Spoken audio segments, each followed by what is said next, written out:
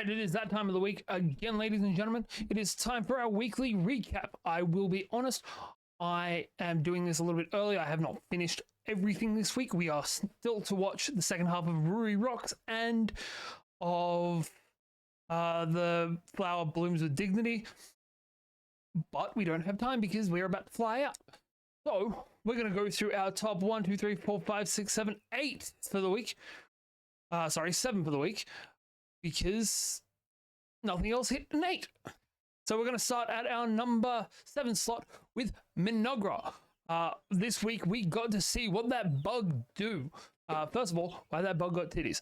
Second of all, fuck, that bug is scary.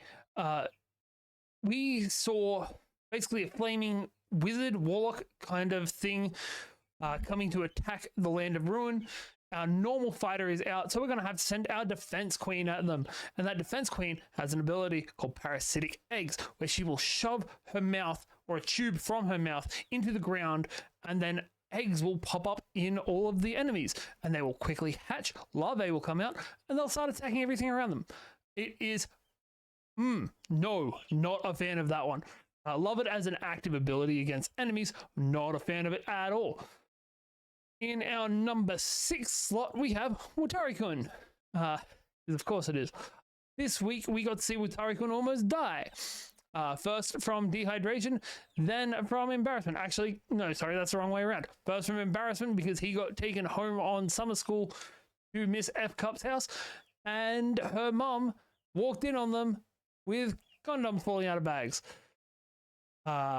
And the worst part is he was actually trying to be a good guy. He was trying to be of the position of, hey, I'm not ready for this. I think we might be rushing things a little bit. And she wasn't taking it. So not cool on F Cups. Sorry if you can hear my dog. But he then also almost dies of dehydration until Blondie pours a bottle of water straight down his throat and he almost drowns him. We also find out that Blondie can't actually swim. And yeah, apart from that, not much else to sell. It was good. It was fun. I love a little bit of a romp. He finally got to see them titties, but that's what we're going to get from this. Next up is dealing with the Mikidono sisters is a breeze. I'm tripping over my words. And this week we got to see Miwa trying to make things up to her sisters because she kind of screwed them around in the last episode or even at the start of this episode, and she ran away to a cat cafe, which is adorable. But I love the fact that they combined Yu and Miwa's passions, because Miwa loves sweet things. Yu loves cooking. It is how he expresses his love for people. And he got her to make things sweets that her sisters would specifically enjoy. So for our Bluehead sister, we got a coffee-inspired one that's not overly sweet, but still falls under the sweet category. For our other sister, we got jelly cups, essentially. And for you, we got a marshmallow that looked just like him, except his hair was receding because she kissed that frosting straight on off. It was adorable. It was lovely to see. And I can't wait to see how this one turns out. I think we've only got 2 episodes left of Mikidonos, but I'm probably wrong about that too. Next up, we have Dandadan, where we got to see Godzilla. There's no 2 ways about it. The annoying guy is still being annoying, but we got to see Acro Silky, Okaroon, and Momo going all out against Space Godzilla, who can shoot lightning from 3 horns on his head.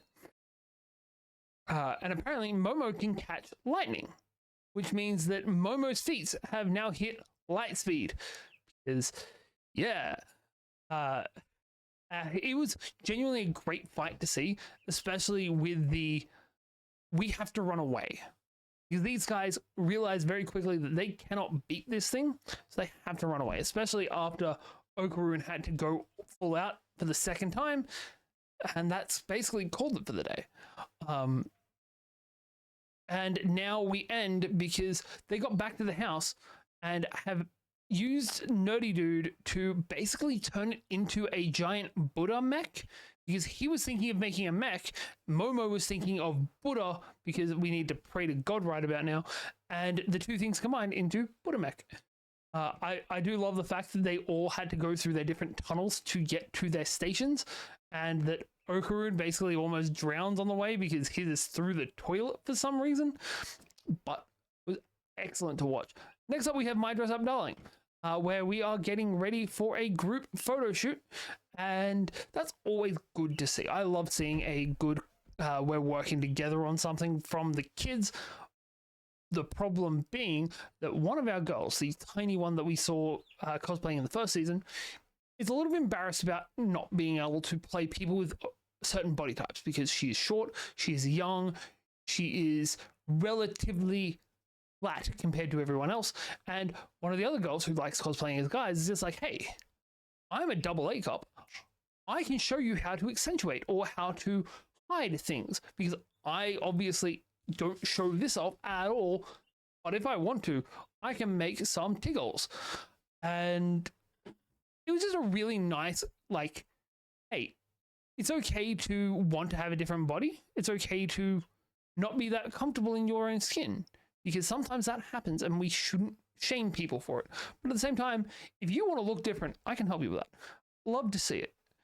And also we got to see our craftsman making props. That's all he was doing. Next up, we have Gachiakura, where we got to... I really appreciate the painter's powers.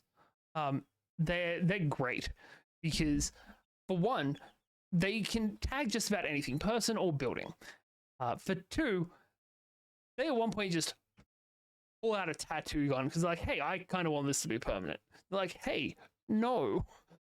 But in doing that, they've ended up with showing us that their power only works on people if they consent to it, which apparently the entire town as a structure consents, which is why they can tag the town and give it abilities. If they try and do it outside of there without permission, they won't be able to give their abilities to those structures, which is a really cool way of looking at it. We also went out and basically let our main man dive into trash to try and find new treasures and get scared the shit out of by some of the other Masuds.